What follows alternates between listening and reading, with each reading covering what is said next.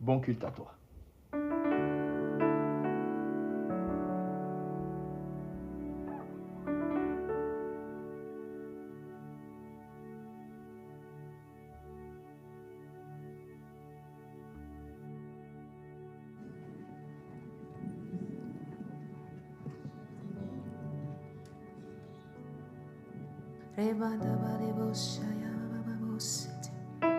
Alléluia.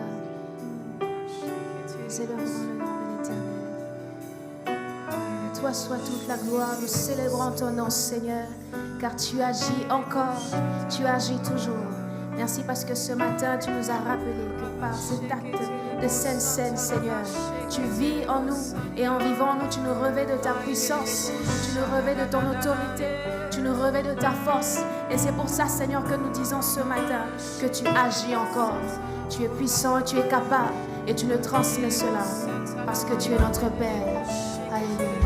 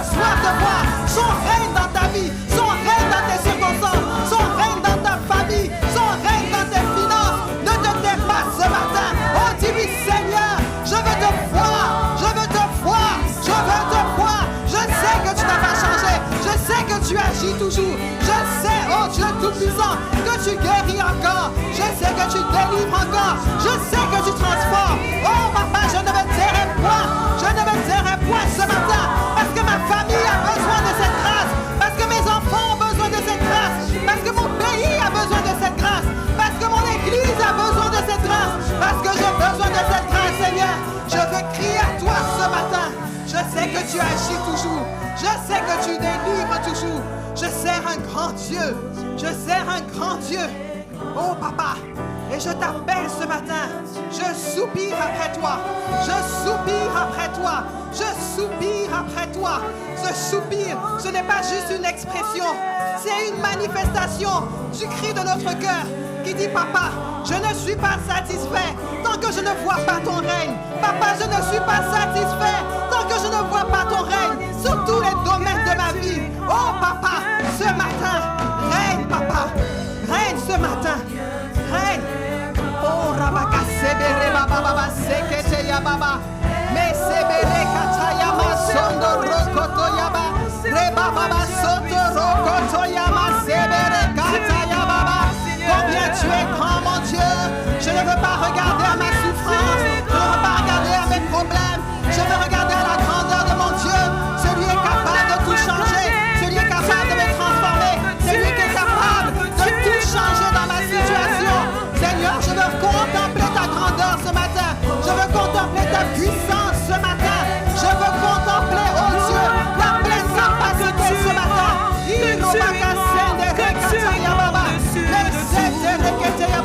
Tu es au-dessus, Seigneur, au-dessus, papa, de tout ce qui m'accable, de tout ce qui voulait me détruire, de tout ce qui me fait souffrir. Oh, je regarde à toi, Seigneur, je regarde à toi, papa.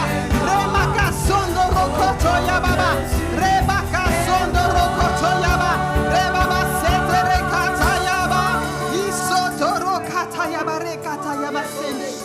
Oh Seigneur, Korabaka sete ya baba, Rebaka sondo rokoto ya ba. Seigneur, ce matin, nous ne voulons pas regarder à nos circonstances. Nous ne voulons pas regarder à nos capacités. Nous ne voulons pas regarder à nos habiletés, Seigneur. Nous voulons regarder à ta grandeur. C'est parce qu'un Dieu grand, Seigneur, nous fait grâce que nous sommes capables d'accomplir des exploits. C'est parce qu'un Dieu grand nous fait grâce que nous sommes capables d'expérimenter le miraculeux. C'est parce qu'un Dieu grand nous fait grâce que nous pouvons défier les circonstances, défier les statistiques, défier tout ce qui s'opposait à nous. Oui, les statistiques disent que mon mariage devrait se terminer en divorce. Mais le Dieu grand que je sers dit non, la grâce de Dieu va faire persévérer ton mariage. Les circonstances disent peut-être que ta maladie doit se terminer par la mort. Mais la grâce du Dieu puissant que tu sers vient te dire: mon fils, ma fille, tu es guéri, tu es guéri, tu es guéri. Tu ne mourras pas, tu vivras et tu raconteras les bienfaits de l'Éternel. Les statistiques te disent que tu ne peux pas rester dans ce pays, tu ne peux pas rester au Canada. Mais la grâce de Dieu qui est plus grand que les temps, que les circonstances, qui est au-dessus de toutes les nations, te dit: tu vas rester dans ce pays et tu vas prospérer. Les statistiques te disent que tu ne peux pas terminer tes études, que tu ne peux pas réussir dans ce travail, que tu n'as pas les talents. Mais la grâce du Dieu puissant, le Dieu de toute sagesse, vient te dire que tu seras la tête et non la queue. La grâce du Dieu puissant vient te dire que le succès t'appartient, que le succès t'appartient. Oh, Rabaka Sedere Keteya Baba, Sondoro Baba Seteya Baba, Ketere Baba Sedere Baba. Seigneur, nul n'est comme toi, nul n'est comme toi, nul n'est comme toi, nul n'est comme toi, Seigneur. Rabaka Soro Baba, Kerama Shere Baba, Isondoro Koto Yamate.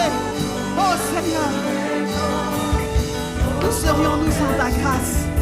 Où serions-nous sans ta grâce? Nous ne pouvons que te dire merci, papa. Merci pour ta grâce. Merci parce que là où nos forces ne suffisaient pas, Seigneur, ta grâce nous suffit. Ta grâce nous suffit. Et ta puissance s'accomplit dans notre faiblesse. Là où tu étais faible ce matin, Dieu vient te dire, ma grâce te suffit. Regarde à ma grâce, compte sur ma grâce, espère en ma grâce. Elle te suffit pleinement pour accomplir ce que tu as besoin d'accomplir. Elle te suffit pleinement pour voir le miracle dont tu as besoin dans ta vie. Elle te suffit pleinement pour relever tous ces défis auxquels tu fais face. Elle te suffit pour terrasser le géant qui est devant toi. Ta grâce, Seigneur. Oh, merci, Papa. Merci pour cette grâce extraordinaire. Merci pour cette grâce extraordinaire. Oh, Ramakasete-ya-ba-ba-ba. Alléluia. Alléluia. Merci, Seigneur. Alléluia. Alléluia, Seigneur. Ta grâce est la chose la plus extraordinaire. Alléluia. Nous te remercions. Que toute l'honneur et toute la gloire te reviennent, Papa. Alléluia. Alléluia. Alléluia. Qui sent que son temps de grâce est arrivé? Qui sent le débordement de grâce dans sa vie? Qui sent le débordement? Alléluia. Donne une acclamation à ton Seigneur. Alléluia. Alléluia. Merci, Papa, pour ta grâce. Nous sommes une nation qui déborde de grâce. Alléluia. Ce que notre Père spirituel a annoncé depuis janvier, l'année du débordement. Dis à ton voisin, c'est ton débordement. Tu débordes cette année. Je vois la grâce de Dieu déborder de partout, dans ton ministère, dans ta famille, dans tes finances, dans ta santé. Tu débordes d'une santé divine. Toi-même, tu ne comprends pas un niveau de santé que toi-même, tu n'as pas expérimenté. C'est comme si tu avais rajeuni même, au-delà même de ce que tu avais. Ta santé déborde. Alléluia. La grâce de Dieu te donne d'accomplir ce que tu pensais impossible. Continue à parler à ton voisin. La grâce de Dieu te donne d'accomplir ce que tu pensais impossible à accomplir. La grâce de Dieu t'accompagne partout. La grâce de Dieu t'emmène dans des endroits où tu ne pensais pas aller. La grâce de Dieu te multiplie. La grâce de Dieu t'équipe. La grâce de Dieu te soutient. La grâce de Dieu te console. Alléluia. Tu sors avec une multitude de témoignages à cause de la grâce de Dieu. Amen. Acclamons encore le Seigneur. Alléluia. Amen. Nous acclamons aussi le Seigneur pour les Lévites d'honneur. La grâce du Seigneur est sur vous. Amen. Alléluia. Alors nous pouvons nous asseoir. Alors notre pasteur José n'est pas là ce matin, mais il vous envoie ses salutations. Et il m'a donné la charge, le privilège d'apporter la parole ce matin. Amen. Et c'est une grande joie pour moi. C'est un privilège également, mais c'est aussi une charge. Alléluia. Mais tout va bien parce que la grâce de Dieu est avec moi aussi. Amen. Amen. Alors Seigneur, que ta grâce soit dans ce temps de la prédication. Que cette prédication nous fasse du bien, Papa. Que ce ne soit pas ma parole, mais que ce soit ta parole. Et que cette parole communique la vie à tous ceux qui l'entendent, Seigneur.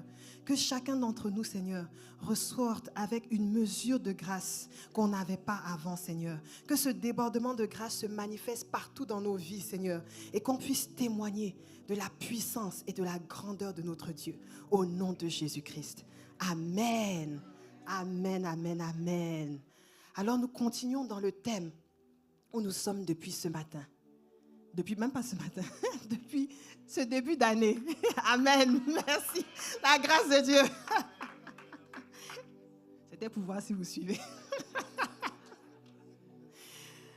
Nous sommes sur un thème particulier qui est « Booste ta destinée ». Amen. Booste ta destinée. Tu as une grande destinée en Christ. Amen. Je ne sais pas s'il y a quelqu'un ici qui doute, mais laisse-moi te dire que tu as une grande destinée en Christ. Tu n'es pas le fruit d'un hasard. Tu n'es pas arrivé sur terre n'importe comment. Si tu es là, c'est parce que Dieu a voulu que tu sois là. Pense au nombre de personnes qui essayent de faire venir un enfant sur terre et qui n'arrivent pas. Tu es là parce que la grâce de Dieu a permis que tu sois là. Tu es là parce que Dieu a estimé. Ce Dieu-là, la Bible dit qu'il fait toutes choses pour une raison. Donc, s'il t'a envoyé là, il y a une raison. Et s'il t'a envoyé ici, c'est parce qu'il y a quelque chose que toi, tu devais faire, que personne d'autre ne pouvait faire. Il y a eu un problème quelque part. Il a vu une situation quelque part. Et il a dit, j'ai besoin de quelqu'un avec une certaine combinaison de dons, de talents, de personnalité, de sensibilité qui va remarquer ce problème-là et qui va résoudre ce problème. Et il a dit, dans la famille X, je vais envoyer la solution. Et c'est comme ça que tu es arrivé sur terre. Tu n'es pas arrivé parce que quelqu'un a voulu avoir un enfant. Tu n'es pas arrivé parce que quelqu'un n'a pas voulu, mais il a eu quand même. Tu es arrivé parce que Dieu a jugé qu'il était bon que tu sois ici. Amen. Alors ne laisse personne négliger ta destinée. Toi-même là où tu es, ne néglige pas ta destinée. Ne laisse jamais l'ennemi te faire croire que ta vie ne vaut rien. Te faire croire que si tu n'atteins pas ta destinée, ce n'est pas grave. Ne laisse jamais l'ennemi te dire quelqu'un d'autre va faire. Oui, quelqu'un d'autre Dieu peut susciter des pierres pour le louer. Il cherche un adorateur. Il s'est suscité des adorateurs. Les adorateurs ne sont pas là. Mais je suis sûre que l'adoration des pierres ne sonne pas comme l'adoration d'un adorateur. Amen. Donc, ne néglige jamais ta destinée. Ne brade jamais ta destinée. Et dans cette année où on parle de booster notre destinée, il faut que ta destinée soit boostée. Il faut que ton 2024 ne soit pas comme ton 2023. Il faut que tu n'acceptes rien de moins que ce que Dieu a pour toi. Amen. Parce que c'est plus que toi en fait. Lorsque ta destinée se réalise, oui, ça te fait du bien, mais ça fait du bien à des multitudes. Parce que derrière toi, il y a des gens qui dépendent de ce que ta destinée se réalise. Il y a des âmes qui vont être sauvées lorsque ta destinée va se réaliser. Il y a des problèmes qui vont être résolus lorsque ta destinée va être réalisée. Il y a des gens qui sont découragés, qui ont besoin du témoignage de ta destinée pour être relevés. Donc tu ne peux pas abandonner ta destinée. Donc tourne-toi vers ton voisin et dis 2024, booste ta destinée. Booste ta destinée. Amen. Et notre destinée est tellement grande que la plupart d'entre nous, on ne peut même pas imaginer. La Bible dit que ce sont des choses que l'œil n'a point vues, que l'oreille n'a point entendues, que Dieu a préparées. Donc probablement que ta destinée, même pas probablement, certainement, que ta destinée est bien au-delà même de ce que tu vois. Et des fois quand je lis ça, je me dis, même ce que je vois me dépasse. Vous, ça ne vous arrive pas? Même ce que je veux obtenir même me dépasse. Là, on me demande d'obtenir au-delà de ce que je veux obtenir. Comment je vais faire ça? Comment tu vas faire ça? Toi, tu vises un marathon de 20 km, tu n'arrives pas. On te dit, non, toi, ta destinée, c'est 100 km. Comment tu vas faire ça? Et c'est là que Dieu vient nous booster avec cette parole. Que ça ne dépend pas de nos forces. Ça ne dépend pas de nos talents. Ça dépend de la grâce de Dieu. Amen. La grâce, c'est cela qui vient te donner ce boost-là. Cette capacité d'accomplir au-delà de ce que tu pensais possible. Et tu peux faire l'impossible à cause de la grâce de Dieu. La Bible dit, il y a des choses qui sont impossibles à l'homme, mais à Dieu, tout est possible. Est-ce qu'il est possible à un homme de sauver un pays? Mais à Dieu, tout est possible. Est-ce qu'il est possible à l'homme de se guérir lui-même? Mais à Dieu, tout est possible. Est-ce qu'il est possible à un homme de sortir un pays d'un fort endettement? Mais à Dieu, tout est possible. Amen. Tout est possible à Dieu ce matin. Mais il faut pour cela qu'on sache utiliser, maximiser la grâce de Dieu. Amen. Et ce matin, le sujet sur lequel on va parler, c'est maximise ton temps de grâce. Tu dois maximiser ton temps de grâce. Nous sommes dans une saison favorable. On l'a annoncé depuis le début de l'année. Et même si tu ne te sentais pas favorable, le pasteur nous a exhorté comment on peut rendre nos temps favorables. Parce que nous servons un Dieu qui change les temps et les circonstances. Donc même si tu sens qu'autour de toi, ce n'est pas favorable, tu utilises l'autorité, la puissance que ton Dieu t'a donnée et tu changes les temps et les circonstances, comme pasteur Priscille nous l'a dit, comme Élie l'a fait. Et tu déclares que ton temps est favorable. Tes circonstances sont favorables. Tu changes l'atmosphère autour de toi. D'une atmosphère de lourde, une atmosphère où tu semais, tu ne produisais pas, une atmosphère où ton travail ne portait pas de fruits, une atmosphère où tu ne voyais pas ce qui se passait au-devant de toi. Tu changes ton atmosphère en temps favorable. Amen. Mais une fois que ton temps est favorable, il y a des choses que tu dois faire pour maximiser la grâce. La Bible nous dit, je n'ai pas ce verset-là, mais si la com peut trouver, de ne pas se priver de la grâce de Dieu. Normalement, si on était là mercredi, on doit connaître la référence parce que pasteur Priscille a parlé de ça. C'est pas vrai, pasteur Priscille. J'ai parlé de ne pas se priver. Elle a cité ce verset-là. Ne vous privez pas de la grâce de Dieu. Elle nous a dit qu'on peut se priver de la grâce de Dieu.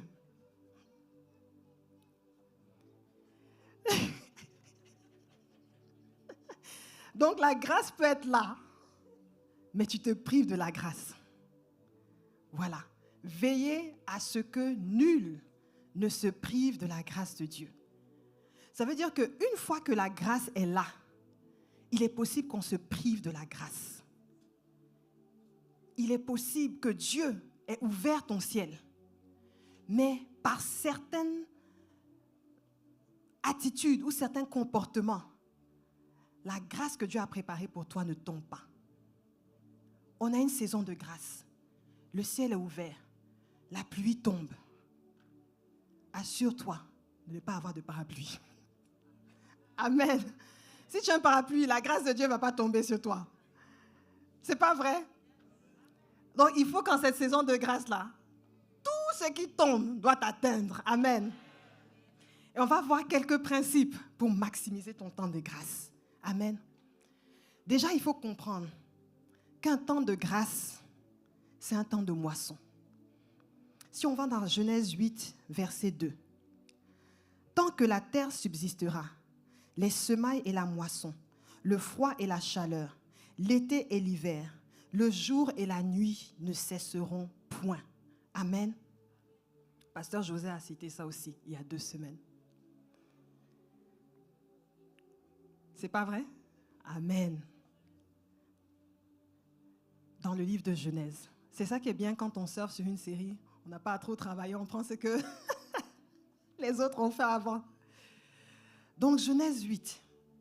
Et ici, le temps de grâce représente le temps de moisson. Amen. Est-ce qu'il y a un autre mot pour moisson? Récolte. Amen. Et qu'est-ce qu'on fait pendant la récolte? On amasse. On va chercher le fruit. Amen. On va chercher le fruit de la récolte. Mais j'ai une question à vous poser. Qui est déjà allé aux pommes? 6 personnes. En plein Canada. Bon, vous avez entendu le boost, non? Il faut qu'on soit en contact avec notre environnement. Amen. Donc la prochaine fois qu'on t'invite à la cueillette des pommes, il faut partir. Amen. Ou il faut inviter les gens à t'accompagner à la cueillette des pommes. Amen. Alors la récolte des pommes, c'est un temps de moisson, c'est pas vrai? On cueille les pommes. Tu n'as pas travaillé pour planter les pommes. Tu n'as pas travaillé pour faire pousser les pommes. Mais les pommes sont là et tu ramasses les pommes. Mais dis-moi, à la fin de la journée, tu n'es pas un peu fatigué? Pourquoi tu es fatigué? Parce que tu as fait un effort. Donc la moisson demande quand même un effort. Amen. Et souvent, ça, c'est une notion qu'on oublie quand vient le temps de la moisson. On oublie qu'un des principes pour maximiser la grâce, c'est qu'on doit travailler aussi. Moissonner, il faut faire l'effort d'aller ramasser le fruit qui a été préparé pour toi. Amen. Peut-être que tu ne sens pas l'effort parce que pendant que tu cueilles, tu manges la pomme aussi, donc tu ne sens pas trop que c'est un travail. Mais c'est un travail que tu fais. Et pour toute grâce que le Seigneur te donne, pour toute promesse qu'il te donne, pour toute bénédiction qu'il te donne, il y a un effort que tu dois faire pour aller saisir le fruit, pour aller saisir la grâce. Jésus disait dans Jean, au chapitre 9, au verset 4, « Il faut que je fasse, tandis qu'il est jour, les œuvres de celui qui m'a envoyé.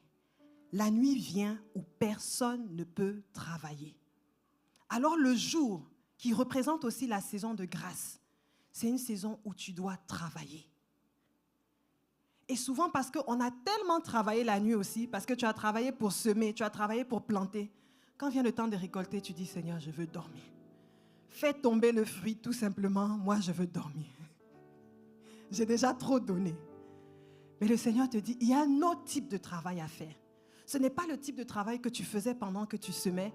Probablement que ça va être un peu moins difficile ou moins stressant que le travail de semer, mais pas forcément. Mais il y a quand même un travail à faire. Et tu dois être capable de reconnaître que dans cette saison, il y a un travail à faire. Le travail dépend du type de grâce que tu cherches. Le travail dépend de la bénédiction que tu cherches. Mais il y a un travail à faire et il faut que tu sois conscient de ça. Si tu restes juste en disant, 2024 c'est ma saison, la grâce de Dieu tombe, la grâce de Dieu tombe, la grâce de Dieu tombe, tu vas chanter ça jusqu'en 2025. Mais le ciel est ouvert.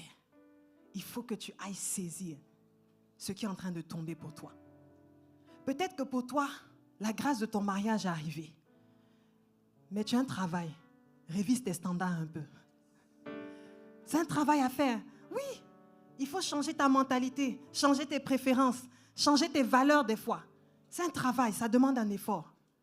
Peut-être que le temps de créer ton entreprise, de devenir l'entrepreneur que tu voulais arriver, la grâce est là. Mais un travail, peut-être que tu dois aller te former. Peut-être que tu te demandes la grâce de pouvoir parler aux personnes, de pouvoir toucher la nation. Tu sens dans ton cœur, moi, je suis un évangéliste choc, je suis appelé. Dieu te demande la grâce de pouvoir t'entendre avec des gens qui ne te ressemblent pas. Tu dois travailler à ça. Tu dois travailler. Peut-être des gens qui n'ont pas la même culture.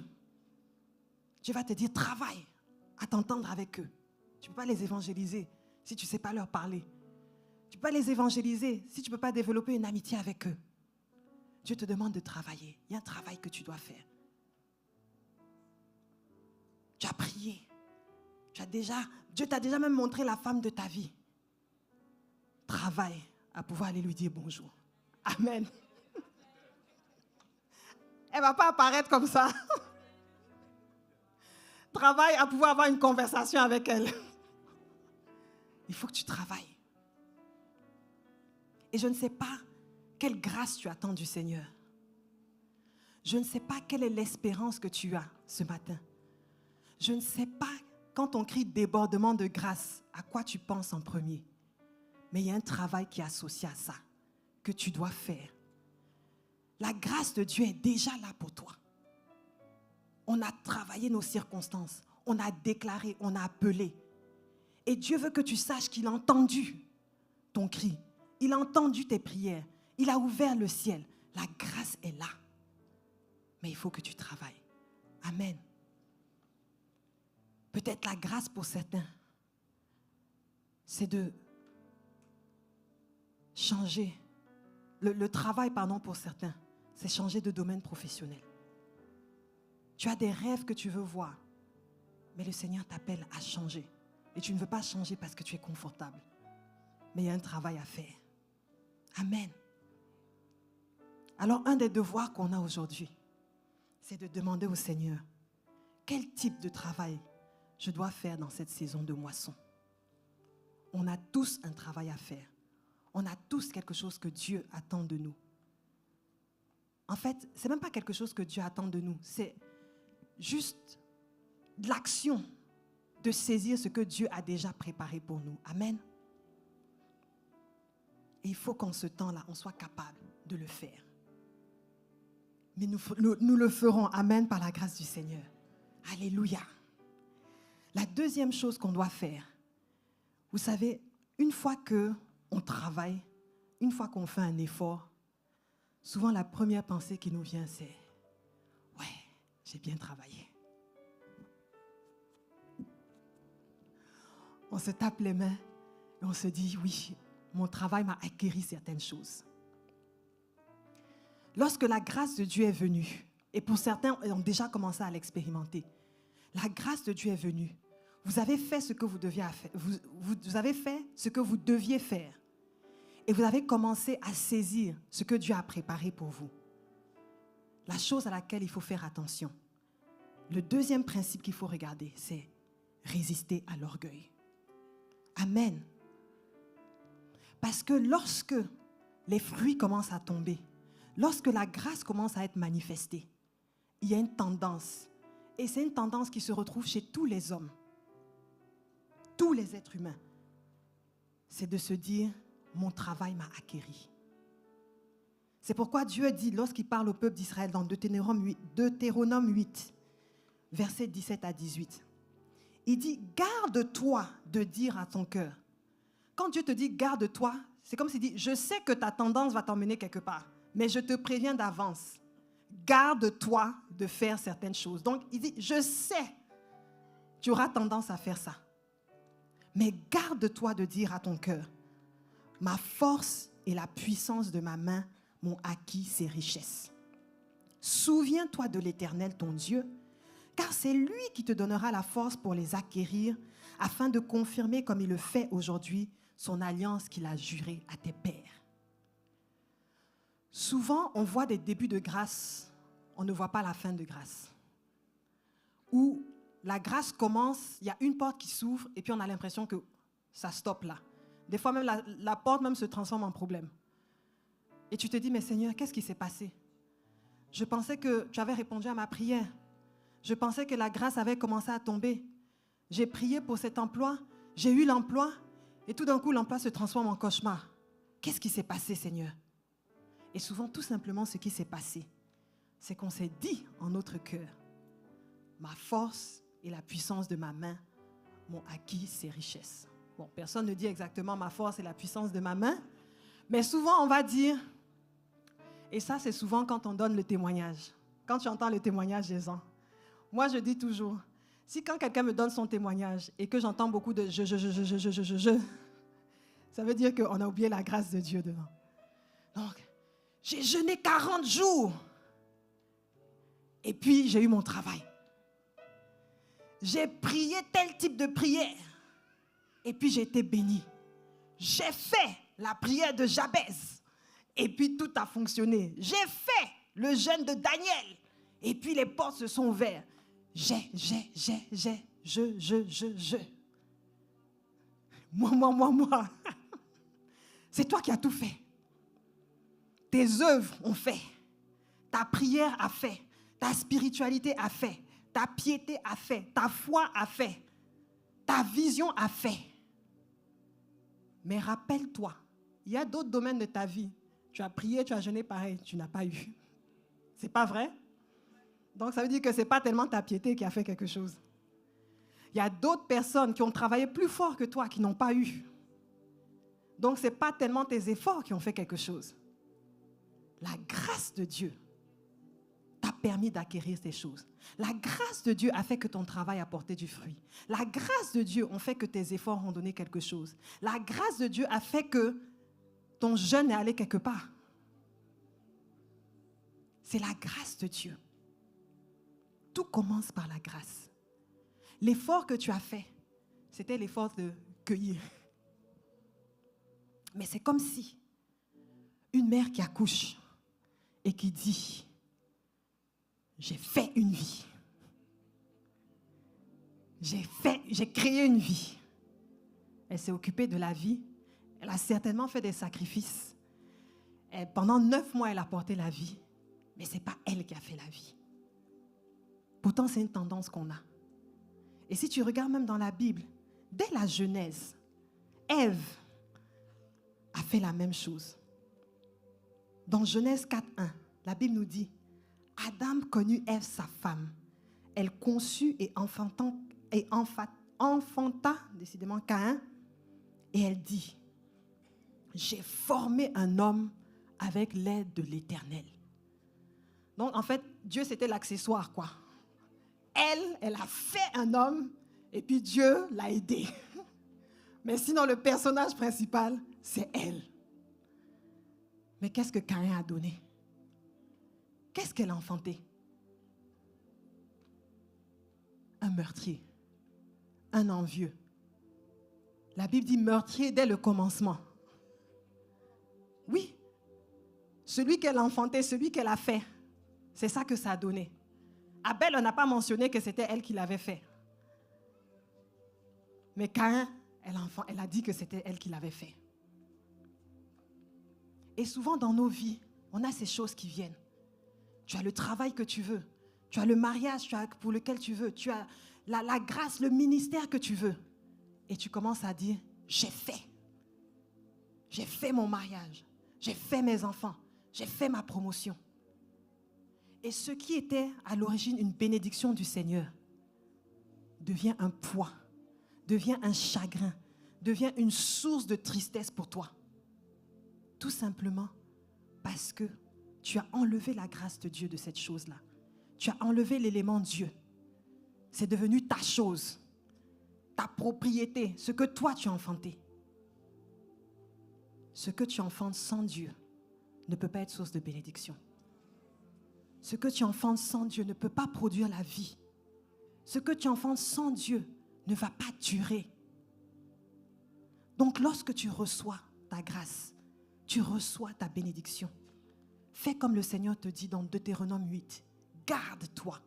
Garde-toi, ça veut dire que tu dois veiller sur ton cœur. Tu dois être intentionnel dans ça. Tu dois te discipliner pour ne pas virer de l'autre bord, pour ne pas dériver et dire que ce sont tes œuvres, ce sont ta force, ce sont tes capacités qui t'ont donné ça. Ça doit être constamment devant toi, dans la manière dont tu parles, dans la manière quand tu rends grâce à Dieu, dans la manière dont tu racontes ton témoignage. Tu dois toujours garder à l'esprit.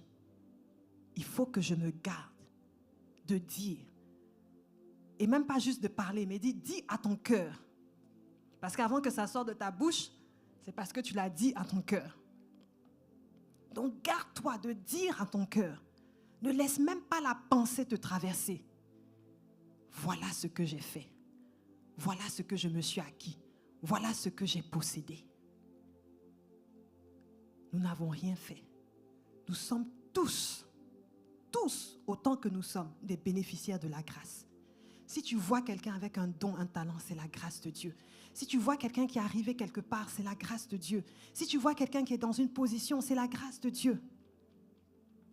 On a tous les mêmes capacités. On est tous les mêmes, comment on dit, la même génétique, on va dire. Pourquoi certains réalisent des grandes choses? C'est la grâce de Dieu. Tout simplement la grâce. Et il faut qu'on soit toujours profondément conscient de ça. Parce que c'est ça qui va nous garder humbles. Amen. L'humilité, c'est une des choses qui nous permet de conserver nos grâces. On doit se battre pour l'humilité. De la même manière que tu te bats, je ne sais pas moi, pour les richesses, ou tu te bats, bon, on va dire, vous ne battez pas pour les richesses, vous êtes des gens très spirituels. Mais bon, de la même manière que vous battez pour les dons spirituels, voilà. De la même manière que vous battez pour l'onction, battez-vous pour l'humilité. Amen. Il faut accepter, un des principes de l'humilité, il faut accepter que tu ne mérites rien. Tu ne mérites rien. Pourquoi est-ce qu'on fait des dérives dans c'est ma force, c'est moi, c'est tout ça? Parce qu'on part toujours du principe que si on a quelque chose, c'est parce qu'on l'a mérité. Si on reçoit, c'est parce que quelque part, on a fait quelque chose qui fait qu'on doit nous récompenser. Mais tu ne mérites rien. Romains 3, 23 te dit, tous ont péché et sont privés de la gloire de Dieu. Et ils sont gratuitement justifiés par sa grâce. Ça, c'est des choses qu'on aime prêcher aux gens qui ne sont pas chrétiens. mais qu'on ne se prête jamais à nous-mêmes. Il n'y a rien qu'on mérite. Il n'y a rien qui nous est dû. Il n'y a rien que Dieu nous doit. Tout ce qu'il nous donne, c'est par grâce.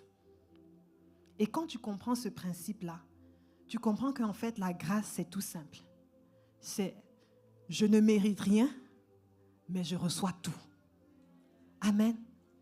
Je ne mérite absolument rien, mais Dieu me donne absolument tout. Et c'est avec ce principe-là que tu opères. Le problème, pourquoi des fois, on ne reçoit pas la grâce, c'est qu'il y a le camp de ceux qui sont de « je mérite », et puis ils ne reçoivent pas. Et puis il y a dans le camp de ceux qui sont « bon, je sais que je ne mérite rien, mais ils ne sont pas prêts à recevoir aussi ». Mais il faut être capable de réaliser que tu ne mérites rien, mais que tu reçois tout. Pour maximiser ta grâce, il faut que tu acceptes de recevoir tout. Une fois que tu es dans le « je ne mérite rien », il faut entrer dans « je reçois tout ». Beaucoup d'entre nous, des fois on est sortis on a compris qu'on ne mérite rien, mais on ne veut pas accepter tout. On ne veut pas accepter que Dieu nous a tout donné. On ne veut pas accepter que on n'a rien fait pour, mais il nous donne quand même. Ça ne passe pas dans notre tête. Et moi, je suis dans la même chose. J'avais dit, Seigneur, ça ne compute pas là. Comment tu peux dire, toi qui es un Dieu de justice, toi qui es un Dieu qui aime la droiture, tu aimes l'égalité, tu dis à des gens, ok, tu ne mérites rien. Normalement, toi là, ton salaire c'est la mort, mais non seulement je t'épargne la mort, ce qui est déjà bien, mais en plus je te donne tout. Pourquoi? Pourquoi? Où est là? On dirait qu'il y a un piège quelque part. Il y a quelque chose que je n'ai pas compris. Et là, je demandais au Seigneur de m'expliquer. Seigneur, pourquoi? Pourquoi? Donne-moi ta logique. Je ne comprends pas la logique. Je ne comprends pas. Pourquoi? Pourquoi? Explique-moi. Et le Seigneur me dit, tu ne vas jamais comprendre. Parce que ce n'est pas une logique humaine. Dans ton raisonnement humain, tu ne peux pas comprendre. Et je dis, mais Seigneur, j'ai besoin de comprendre. Il dit, ce n'est pas par la logique que tu vas comprendre. La Bible dit, dans Galates 4, au verset 6 à 7, « Et parce que vous êtes fils, Dieu a envoyé dans nos cœurs l'esprit de son Fils, lequel crie « Abba, Père ». Ainsi, tu n'es plus esclave, mais tu es fils. Et si tu es fils, tu es aussi héritier par la grâce de Dieu. » Donc, comment tu deviens fils? Par le sacrifice de Jésus. Et il dit, Dieu a envoyé dans nos cœurs l'esprit de son Fils, lequel crie « Abba, Père ». En d'autres mots, ce n'est pas ta logique qui va t'amener une fois à une conclusion et puis tu vas crier « Abba, Père ». Ce n'est pas tes réflexions qui vont t'emmener à comprendre et tu vas crier « Abba, Père ». C'est l'Esprit de Dieu en toi qui s'écrit « Abba, Père ». N'essaye pas de comprendre ça par ta logique. N'essaye pas de comprendre ça par tes raisonnements. Il faut que tu laisses l'Esprit de Dieu agir. C'est comme lorsqu'on prie et qu'on demande l'amour. Seigneur, donne-moi d'aimer. Qui a déjà fait cette prière? Donne-moi d'aimer comme tu aimes, avec la largeur, la profondeur, la hauteur, la largeur. Donne-moi d'aimer. Et la Bible dit, pourtant, l'amour de Dieu est répandu dans nos cœurs. C'est pas vrai? Mais tu n'arrives pas à aimer. Tu vas essayer de toutes les forces que tu peux, tu ne vas pas arriver à aimer. Il faut que l'Esprit de Dieu en toi commence à aimer les autres au travers de toi. Amen.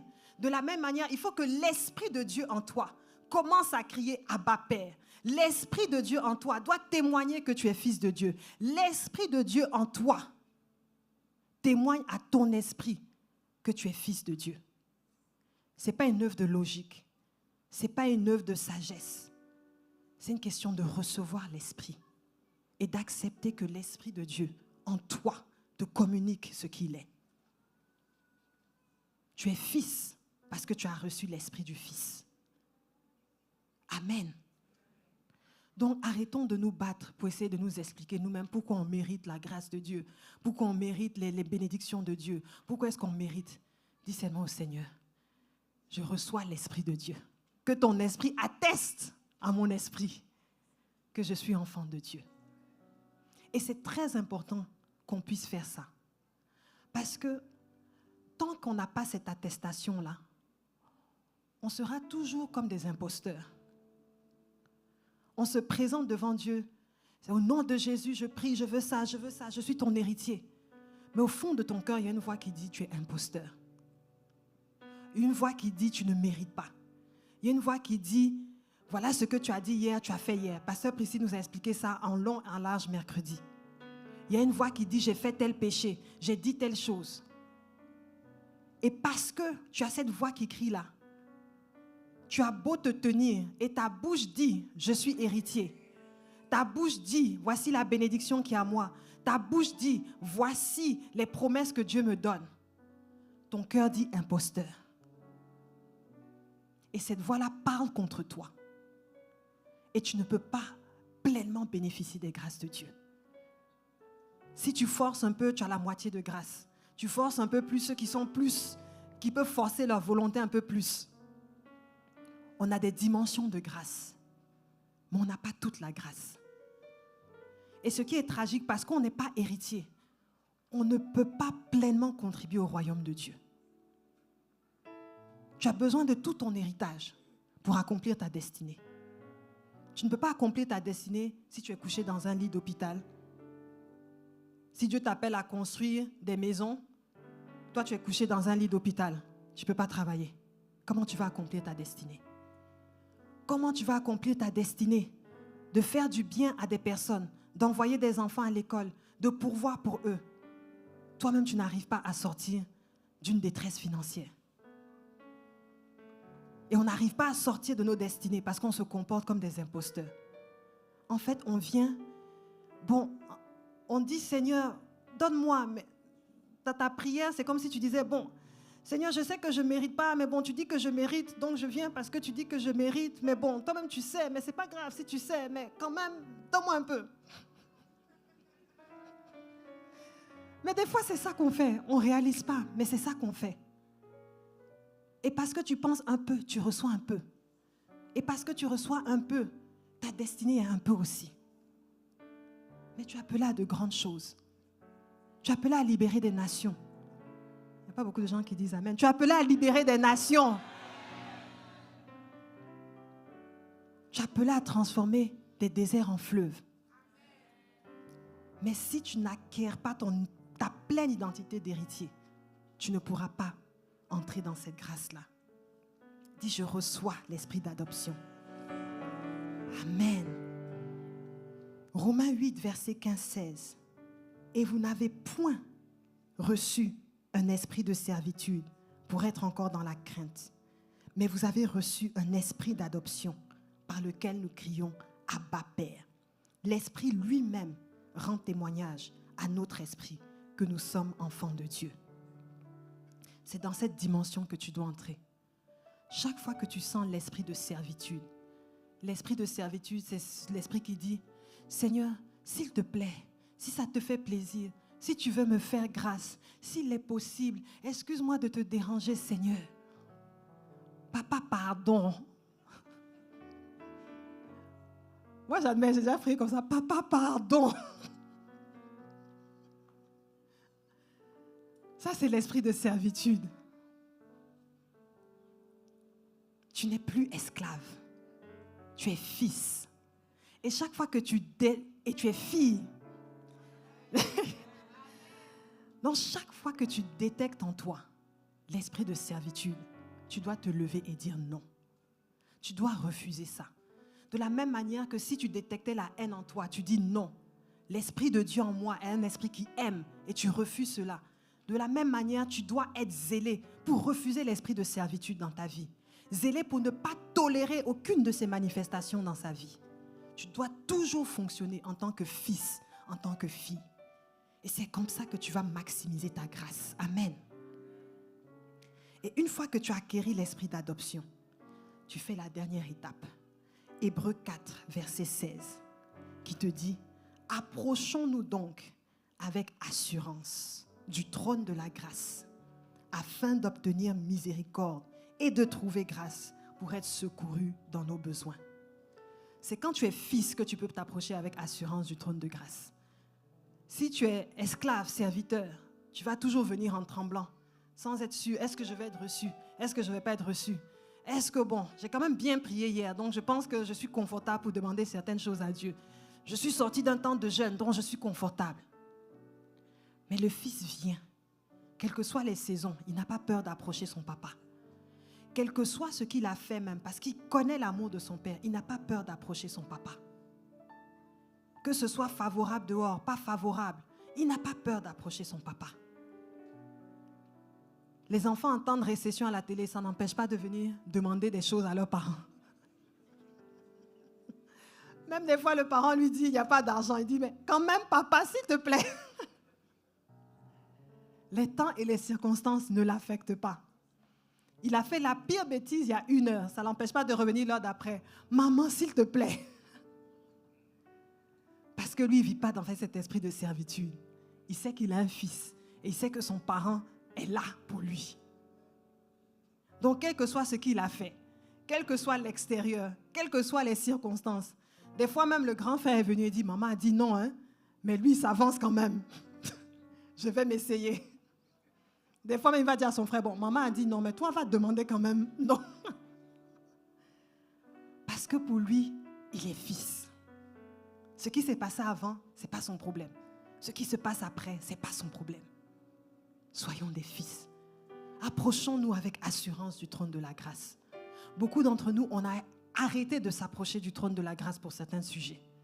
Parce qu'on s'est dit, on a assez prié, on a assez crié, on a fait tous les jeûnes, on a fait toutes les prières possibles, on a chassé tous les démons possibles. Et puis on dit seulement, bon, je m'attends à la grâce de Dieu. Et on spiritualise le fait que, en fait, on n'a plus maintenant le goût ou la foi de s'approcher du trône de grâce. Ah, je m'attends à Dieu maintenant. Dieu n'a pas dit d'attendre, il dit approche-toi. Viens me parler, viens me demander. Ça n'a pas marché, viens me voir et dis-moi Seigneur, je ne comprends pas. Ça là, tu m'as dit que c'était pour moi, mais je suis partie, ça n'a pas marché. Qu'est-ce qui s'est passé Seigneur? Explique-moi. Vous avez remarqué que les enfants, c'est toujours pourquoi? Je veux un bonbon, non. Pourquoi? Il est tard, mais pourquoi? Tu t'es brossé les dents, mais pourquoi? Pourquoi? Il ne comprend pas dans sa tête que tu puisses lui dire non. Il veut comprendre pourquoi. Mais Dieu aime quand tu lui demandes pourquoi. Parce qu'il veut t'expliquer des choses. Donc il faut que tu t'approches. Si tu ne t'approches pas, il ne peut pas t'expliquer. Il ne peut pas te parler. Il ne peut pas te dire, ok, voilà ce qui s'est passé là. Bon, la prochaine fois, tu vas réessayer, mais tu ne vas pas faire ça comme ça. Il faut que tu changes ton cœur. Il faut que tu surveilles telle circonstance. Il faut que tu approches les choses de manière un peu différente. Mais si tu ne t'approches pas du trône, comment est-ce qu'il va te dire ça? Toi, tu as subi un échec. Tu as décidé que bon, soit Dieu ne voulait pas. Bon, Dieu va faire en son temps. Ou bien bon, on attend le Seigneur. À son heure, il va faire. Peut-être, si ça le tente. Alors qu'il dit, tout est à toi. Tout est à toi. Tu as déjà tout. Ce que tu demandes là, tu as déjà. Il faut juste que tu t'approches du trône de grâce. Ne sois jamais trop découragé pour t'approcher du trône. Ne sois jamais trop désillusionné. Ne pense jamais que Dieu t'a tellement abandonné que son trône est fermé. Ne pense jamais que toi, tu es disqualifié de la grâce. Ne pense jamais que tu as tellement fauté que la grâce n'est plus disponible pour toi. Au contraire, la Bible dit, là où le péché a abondé, la grâce a surabondé. Ne pense jamais que le trône de grâce t'est fermé. Là où tu as fauté, Dieu va t'aider, il va te relever. Là où tu n'es pas capable, il va t'enseigner à être capable. Là où tu as dévié, il va t'aider à revenir sur le droit chemin. Mais ce que Dieu veut pour toi, c'est que tu atteignes ta destinée. C'est que tu rentres dans ton plein héritage. C'est que tout ce qu'il a prévu de te donner, que tu le reçoives. Il faut que tu aies cette pleine assurance. Que tu marches tous les jours avec cette assurance. et que tu ne laisses personne, ni aucune circonstance, te dévier de cette assurance-là. Amen. Alors, qui est prêt à rentrer dans son héritage? Amen. On va se lever, on va prier.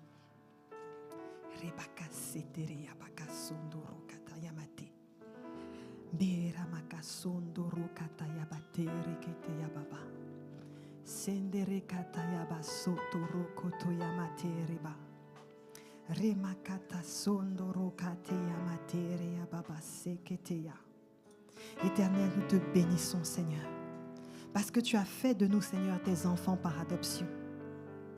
Nous n'avons plus un esprit de servitude. Nous ne sommes pas des esclaves qui quémandent, Seigneur, un bout de pain de leur maître. Nous sommes des enfants qui parlent à leur papa de leurs besoins et qui demandent ce qui leur revient en tant qu'héritiers. Seigneur, beaucoup d'entre nous, Seigneur, nous avons laissé l'esprit de servitude nous parler. Nous avons été guidés par l'esprit de servitude. Même dans nos prières, nous oublions que nous sommes tes enfants. Ce matin, ô Dieu Tout-Puissant, libère-nous de tout esprit de servitude maintenant au nom de Jésus. Toutes les attitudes, Seigneur, qui font que nous ne nous voyons pas comme tes enfants, que nous ne te voyons pas comme un père, Seigneur. Libère-nous de cet esprit au nom de Jésus. Donne-nous, ô Dieu Tout-Puissant, d'être remplis, Papa, de l'esprit d'adoption. Que cet esprit-là crie en nous, Abba, Père, Seigneur. Partout, Seigneur, où l'esprit de servitude avait conditionné la manière dont on te voyait, la manière dont on priait, la manière dont on attendait des choses de toi, la manière avait même affecté notre foi, Seigneur. Viens, ô Dieu Tout-Puissant, que ton esprit d'adoption parle en nous. Que ton esprit d'adoption parle en nous. L'esprit de servitude avait affecté notre foi, Seigneur. On n'osait même plus te demander des choses. Parce que à quoi ça sert de demander quelque chose à un maître qu'on ne connaît pas, un maître qui peut être bon aujourd'hui et méchant demain, un maître dont on ne connaît pas la personnalité, on ne connaît pas le cœur. On ne lui demande pas. On attend juste qu'il se souvienne de nous et qu'il nous fasse une faveur. Et à cause de cet esprit de servitude, c'était la relation qu'on avait avec Dieu. On ne s'attendait plus à rien de lui. On attendait juste qu'il nous fasse une faveur le jour où il va se souvenir de nous. Mais Seigneur, tu nous dis ce matin que nous ne sommes pas des esclaves. Nous sommes des enfants, des fils d'adoption, des fils que tu as choisis, Seigneur. C'est toi qui nous as mis sur terre. C'est toi qui as choisi notre destinée. C'est toi qui as décidé de mourir pour nous sauver. Aucun d'entre nous n'est ici par hasard, Seigneur. Nous sommes ici parce que chacun d'entre nous a été choisi par toi, aimé par toi, mis à part par toi pour devenir tes enfants. Et alors que toi, tu as fait ce choix, Seigneur, nous refusons, Seigneur, de retourner à l'état d'esclave. Nous refusons de retourner à l'état de servitude, Seigneur. Nous voulons marcher dans cette identité que tu nous as donnée. Marcher dans cet amour que tu as mis pour nous. Marcher, Seigneur, dans cette relation, oh Dieu Tout-Puissant, que tu as désiré avoir avec nous, Seigneur. Si tu voulais des esclaves, Papa, tu serais resté au ciel. Tu serais resté au ciel en nous donnant des lois à suivre. Mais tu as voulu des fils, tu as voulu des filles, tu as voulu des personnes avec qui avoir une relation, des personnes avec qui parler, des personnes que tu pouvais guider, conseiller, parler directement, Seigneur. Alors, oh Dieu Tout-Puissant, nous n'allons pas nous satisfaire de moins que le standard que tu as pour nous, Seigneur. Nous déclarons ce matin, nous sommes des fils, nous sommes des filles, nous sommes des enfants d'adoption. Nous avons notre place devant le trône de grâce. Nous ne serons pas refusés. Il ne nous mettra pas dehors, Seigneur, mais tu nous accueilleras, tu nous écouteras, tu nous guideras, tu nous transformeras, Seigneur. Merci, Papa, d'avoir fait de nous des enfants d'adoption. Désormais, nous allons nous approcher avec assurance du trône de la grâce, sachant que notre Papa nous écoute, notre Papa veut nous voir, notre Papa veut nous recevoir et notre Papa veut nous combler de toutes sortes de grâces, de toutes sortes de grâces, Seigneur, afin que, ayant de quoi toujours satisfaire à nos besoins, nous pouvons aider à satisfaire aux besoins des autres. Merci, Papa, merci, Seigneur, merci, Abba Père, merci, Abba Père. Nous voulons le crier ce matin, tu es notre Père, tu es notre Père, Seigneur, tu es notre Père.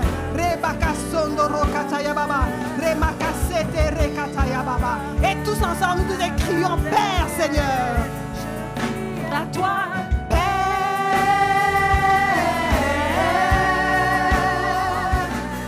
mon Père. Je crie à toi, Père.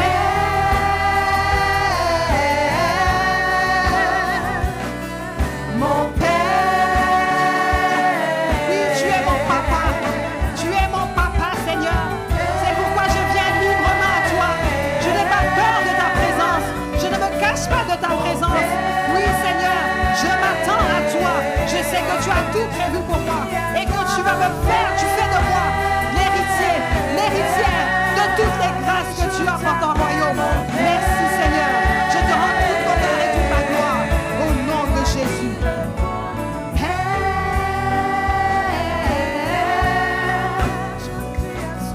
Mon Père. Alléluia. Merci Seigneur d'avoir fait de nous tes enfants d'adoption. Nous t'aimons, Papa.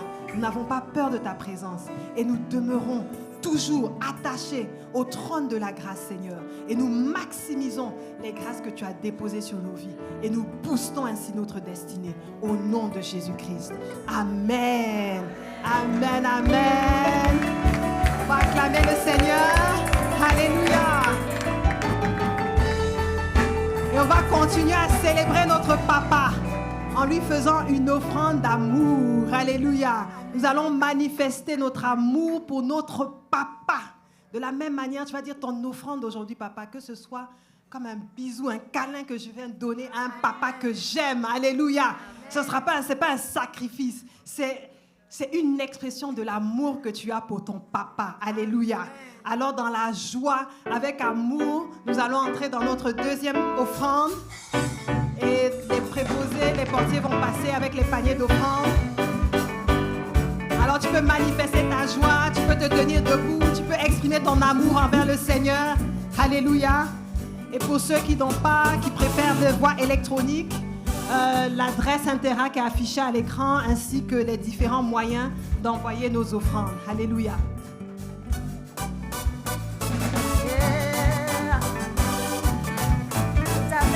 De danse que nous célébrons le Seigneur.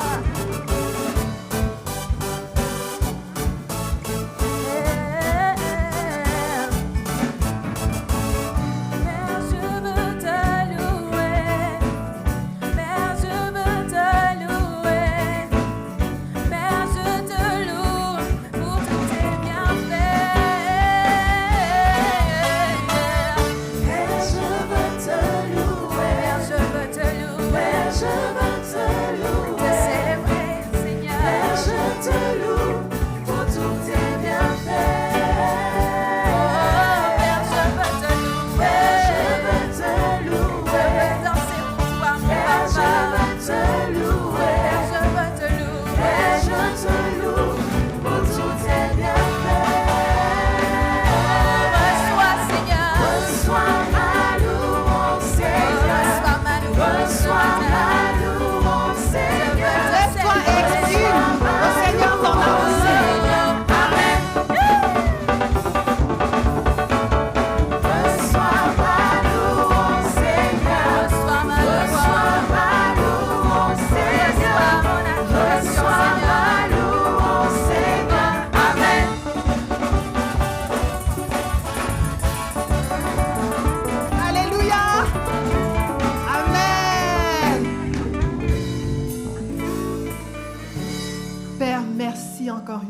pour ton amour, ta fidélité, ta bonté dans nos vies, les grâces incroyables, Seigneur, que tu as déversées sur nous.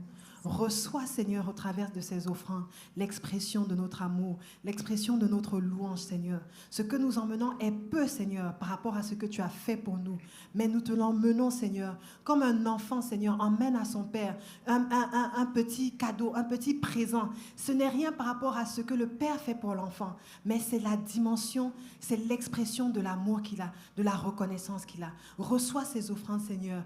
Bénis-les, Seigneur. Bénis chaque personne qui ont donné. Et pour ceux qui avaient à cœur de donner mais qui n'ont pas pu, Seigneur, pourvois, Seigneur, à leur maison, afin qu'ils ne manquent de rien, Seigneur, et qu'ils puissent eux aussi, Seigneur, emmener dans ta maison. Seigneur, répands sur cette assemblée la grâce, Seigneur, de l'abondance financière, la grâce de la bénédiction financière, afin qu'il n'y ait aucun indigent dans cette maison, ô Dieu Tout-Puissant, afin que ceux qui traversent des challenges financiers, Seigneur, puissent recevoir la grâce, Seigneur, de voir la provision divine se manifester dans leur vie, au nom de Jésus. Nous te rendons toute l'honneur et toute la gloire pour tout ce que tu fais en nous. Amen.